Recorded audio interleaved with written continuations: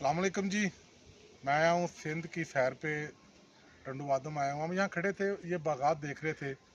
यहाँ से भाई साहब गुजरे हैं, इनके कुछ अज़ीज़ो कारब गुजरे हैं। उन्होंने हमें बड़ी ज़ोर लगाया कि जब आप हमारे पास आए चाय पी के जाए, आप हमारे मेहमान हैं। इन्होंने हमें सलाम किया है तो मुझे वो बड़ा अच्छा लगा है। मैं चाहूँगा ये दोबारा वो करके आपको भी दिखाएं। हाँ, वो कैसे आपने हाँ। किया? अस्सलाम वालेकुम, खुश खैर भाई कहिड़ा हाल आहिनि? ख़ुशि आहियो? ॿियो ख़ैरु आहे?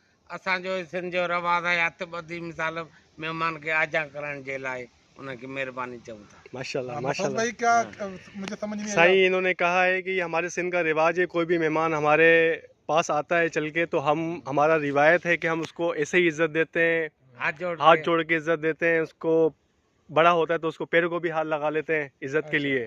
ठीक है, ये हमारी सिंध की रिवायत है। ठीक है। आपका बहुत शुक्रिया जी। अल्लाह आपको खुश रखे। Thank you. चले यार चाय ना पी। ना, हाँ, फिर सही, फिर कभी जिंदगी रही। हाँ, कभी जिंदगी नहीं, के